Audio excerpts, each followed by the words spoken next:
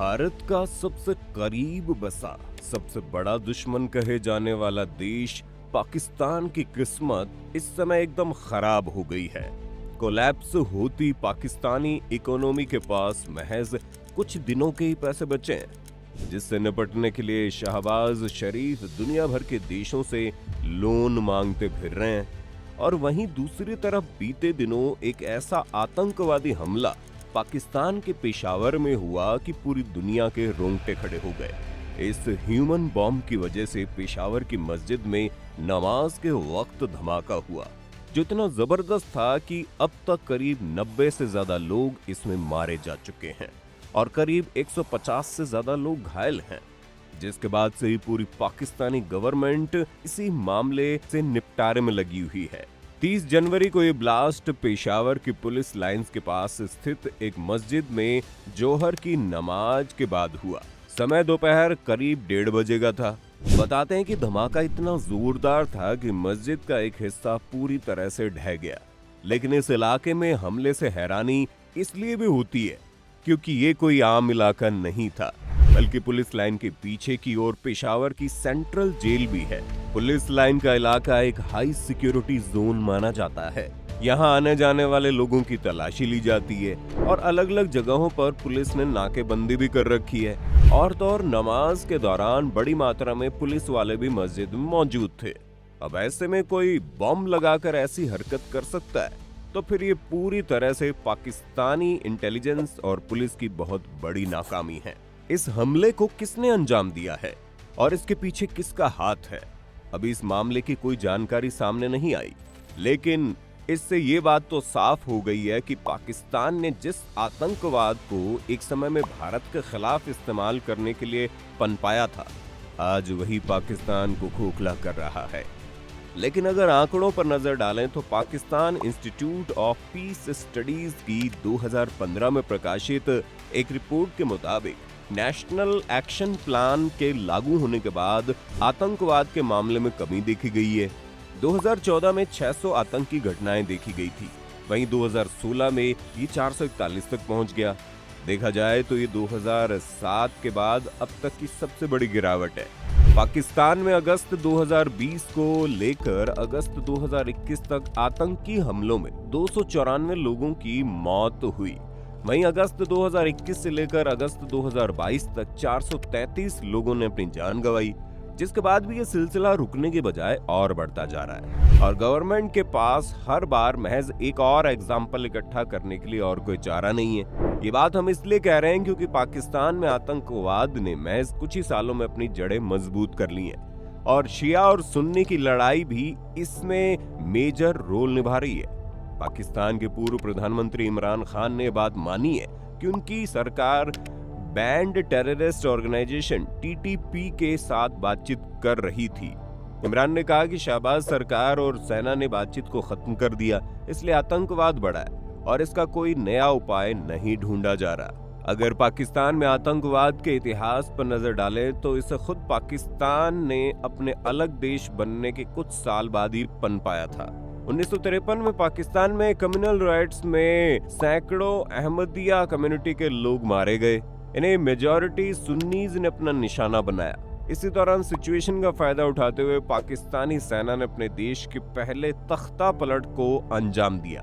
तब के सेना अध्यक्ष जनरल अयूब खान ने सत्ता की बागडोर अपने हाथों में ले ली। हालांकि अयूब खान ने जमात इस्लामी पाकिस्तान जैसे कट्टरता को बढ़ावा देने वाले रिलीजियस पॉलिटिकल संगठनों से दूरी बनाई, लेकिन वो खुद धार्मिक प्रतीकों और नारों का इस्तेमाल पाकिस्तानी सेना के बीच एकता के लिए खुलेआम करता रहा। 1965 के भारत पाकिस्तान युद्ध के दौरान जब भारतीय फौज लाहौर के नजदीक पहुंच गई थी तो जनरल अयूब ने अपने लोगों से अपील करते हुए ऐलान किया कि हम जंग लड़ रहे हैं। अयूब ने युद्ध को जिहाद की शक्ल देने की कोशिश में आगे कहा था कि ये इस्लाम और कुफ्र के बीच जंग है। यहाँ कुफ्र का मतलब है खुदा को ना मानने वाला। मॉडर्न मिलिट्री हिस्ट्री में शायद ये पहली बार हुआ था कि किसी युद्ध अभियान में जिहाद शब्द का प्रयोग किया गया। और फिर क्या था, जिहाद के नाम पर पाकिस्तान ने पहले भारत को परेशान करने की कोशिश की, लेकिन भारत से शुरू हुई ये मुहिम पाकिस्तान में ही कब फेल हो गई किसी को पता ही नहीं चल पाया। अगर आतंकी हमलों के इतिहास की बात करें तो पाकिस्तान में आतंकी हमले का इतिहास 2007 से शुरू हुआ। उस समय देश की सत्ता पर बवाल मचा हुआ था, क्योंकि देश में पहली बार कोई महिला प्रधानमंत्री बन गई थी, जिसे सत्ता के लोगों ने साजिश करके आतंकी हमले को अंजाम दिलवाया। पाकिस्तान के कराची में तब एक बड़ा आतंकी हमला हुआ था। इस हमले में पाकिस्तानी नेता बेनजीर भुट्टो को टारगेट किया गया। भुट्टो की रैली के दौरान बम धमाके हुए, जिसमें 139 लोगों की मौत हो गई। मरने वालों में कई पुलिसकर्मी भी शामिल थे। यह हमला तब हुआ जब बेनजीर भुट्टो लंबे समय बाद पाकिस्तान लौटी थी, और तब से यह सिलसिला रुका ही नहीं। इसके अगले ही साल पाकिस्तान के इस्लामाबाद में 2008 में एक बड़े आतंकी हमले को अंजाम दिया गया, जहां हथियारों की एक बड़ी फैक्ट्री के बाहर 2 बम धमाके हुए। इस हमले में कुल 64 लोगों की मौत हो गई। दोनों ही हमलों को फिदायीन तरीके से अंजाम दिया गया, जिनमें आतंकियों ने खुद को विस्फोटक के साथ उड़ा दिया।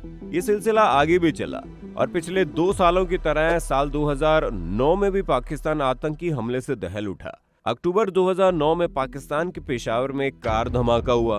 भीड़ भाड़ वाले इलाके में हुए इस धमाके में कुल 125 लोगों की मौत हो गई थी। इसी साल दिसंबर में लाहौर में भी ऐसा ही आतंकी हमला हुआ। इस सीरियल ब्लास्ट में 66 लोगों की मौत हो गई, और अब तक सीरियल ब्लास्ट का कॉन्सेप्ट भी पाकिस्तान में शुरू हो गया था, यानी एक के बाद एक धमाका। फिर साल 2010 भी पाकिस्तान के लिए बेहद भयानक रहा। इस साल एक के बाद एक कई आतंकी हमले हुए। हिंदुस्तान टाइम्स की रिपोर्ट के मुताबिक साल शुरू होते ही 1 जनवरी को वॉलीबॉल मैच के दौरान एक सुसाइड कार बम धमाका किया गया। इस हमले में 101 लोगों की मौत हुई।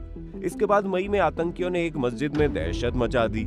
आतंकियों ने लाहौर की मस्जिद में हमला कर 82 लोगों को मौत के घाट उतार दिया। इसके ठीक 2 महीने बाद जुलाई में पाकिस्तान के मोहम्मद में आत्मघाती हमला हुआ, जिसमें 105 लोगों की मौत हो गई। साल 2010 में ही क्वेटा में एक रैली के दौरान सुसाइड अटैक हुआ। इसमें 59 लोगों की मौत हो गई। नवंबर 2010 में शुक्रवार की नमाज के दौरान हुए आत्मघाती हमले में कुल 68 लोगों की मौत हुई। इस तरह देखें तो 2010 में आतंकवाद पाकिस्तान में अपने चरम पर था, जिसके बाद भी सरकार की तरफ से कुछ खास नहीं किया गया, क्योंकि सरकार की सहमति से ये सारे टेररिस्ट ग्रुप एक्टिव थे। पाकिस्तान में आतंक का सिलसिला हर साल लगातार जारी रहा। साल 2011 अप्रैल में डेरा गाजी खान कस्बे में हुए आतंकवादी हमले के दौरान 50 लोगों की मौत हो गई।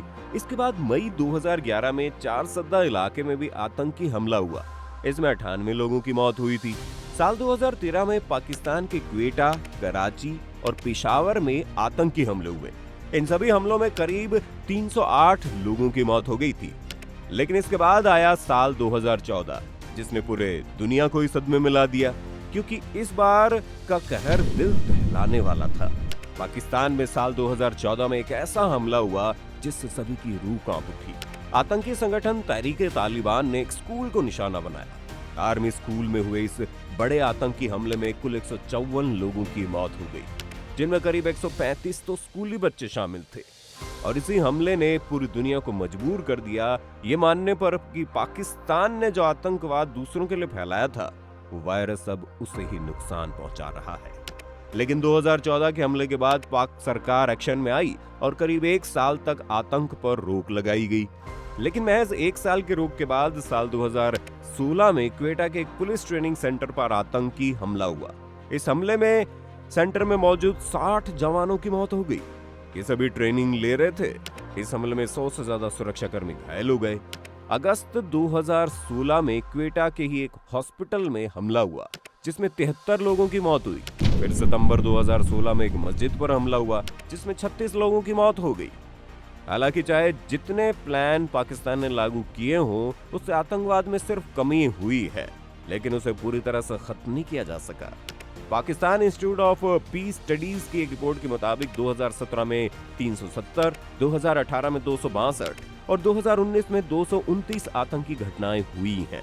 अब तो ऐसी हालत है कि दुनिया भर में पाकिस्तान के नाम के साथ ही आतंकवाद का नाम साथ आने लगा है। अब इस आर्थिक तंगी के हालात में सरकार इस मुद्दे से कैसे निपटेगी, ये देखने वाली बात होगी।